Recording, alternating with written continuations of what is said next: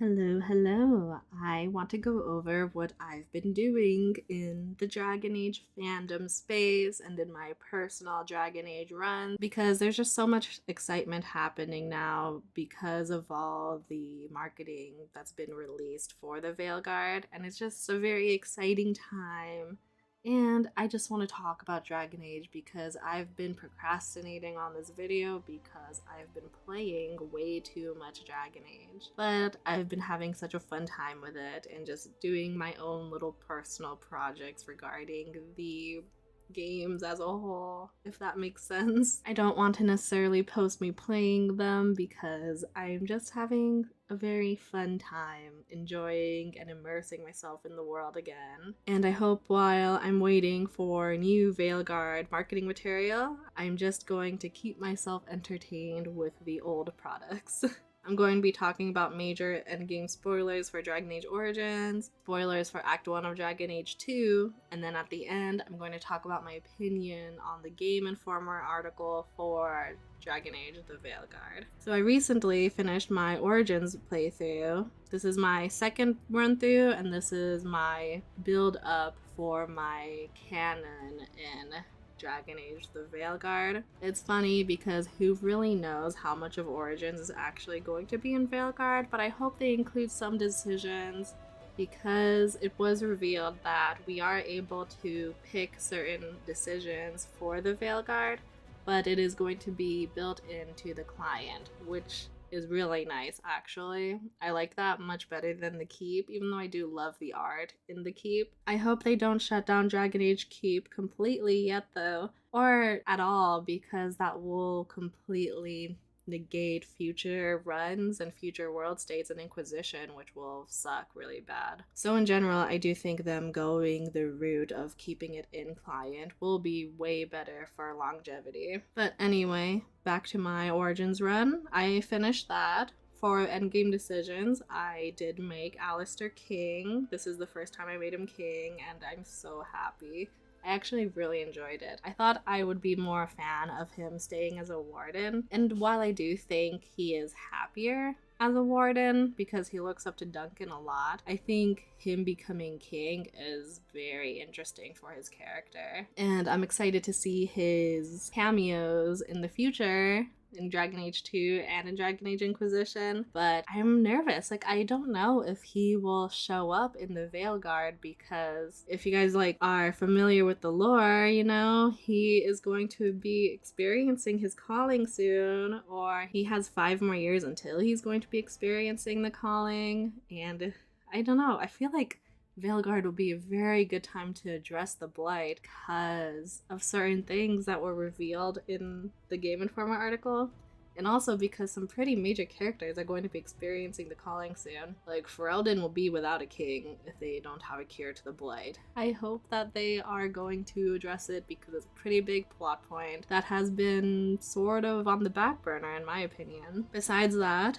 I went through with Morgan's ritual. I am having an old god baby. I'm excited to see him because I've never played through Inquisition with Morgan having Kieran. So that will be fun to see, and it's very interesting lore-wise too, so it's gonna be super fun. And by the time Veilguard releases, timeline-wise, he should be an adult by then, so I hope we can see him too. Yeah, the way his story goes in Inquisition is very interesting, and I'm excited to hopefully see more of it in the Veilguard. In Awakening, I killed the Architect and the Mother. Well, the Mother you have to kill, but I decided to kill the Architect because fundamentally I believe that the Blight is not good for anyone in Thedas, which sucks for Darkspawn, but I don't think Darkspawn and people can live together in harmony. I think the only way they can live together is by people getting blighted, which is not good. And if you don't know, if you didn't read The Calling, that is what the Architect's plan is, pretty much, is to release the blight onto people.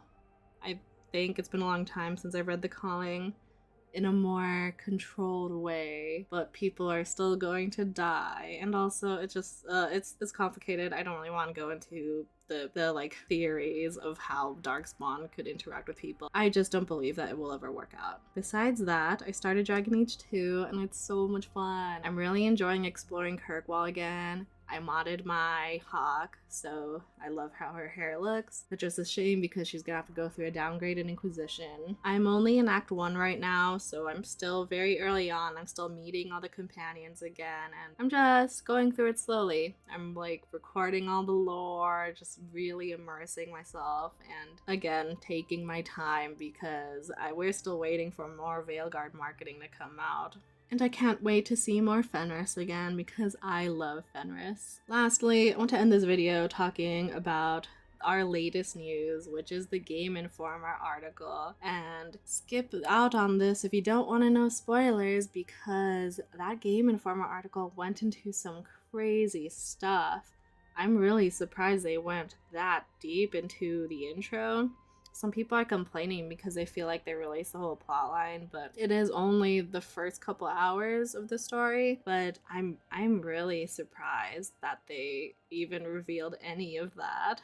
So here is where I'm going to go into detail. If you want to leave or skip or just exit out, do it now. But they reveal that after the Evanurus come out of the little tear, that Rook passes out and wakes up and hears like Solas's voice, and Solas pretty much becomes a pseudo-advisor for the Veilguard.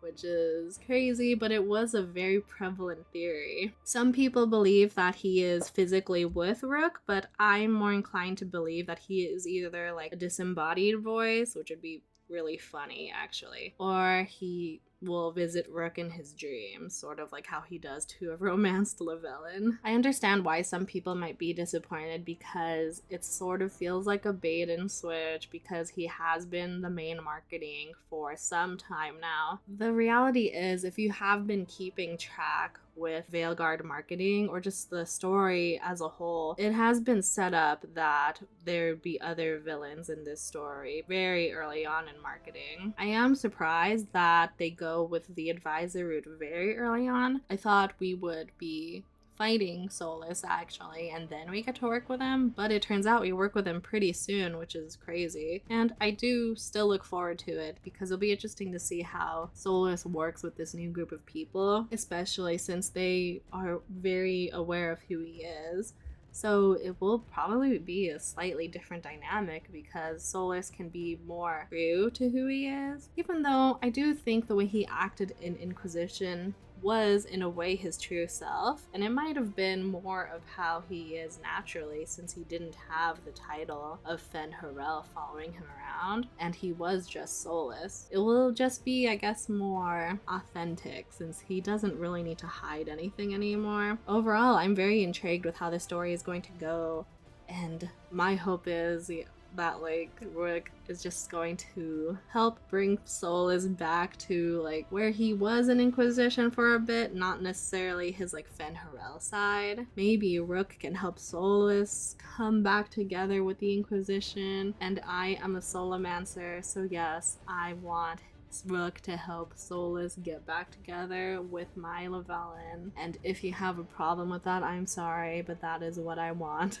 I don't really have any opinions on the combat because I skipped through the combat section because the lore was all I was interested in, and the lore delivered. And honestly, I don't even know if I want to watch the story trailer anymore because I feel like I have a good understanding already. And if BioWare tells me any more, I feel like they're spoiling everything at this point. Anyway, I hope you enjoyed this video. I realize it's very rambly because I am rambling and I just want to get a video out there, and I want to go back to playing Dragon Age 2 if I'm being perfectly transparent with everyone. I hope we receive a release date soon because I think that's what everyone is waiting for at this point. I hope BioWare keeps some things closer to their chest. I don't need to know everything. You don't need to tell me everything. Let me be a little bit surprised, please. I'll see you in the next one. Bye!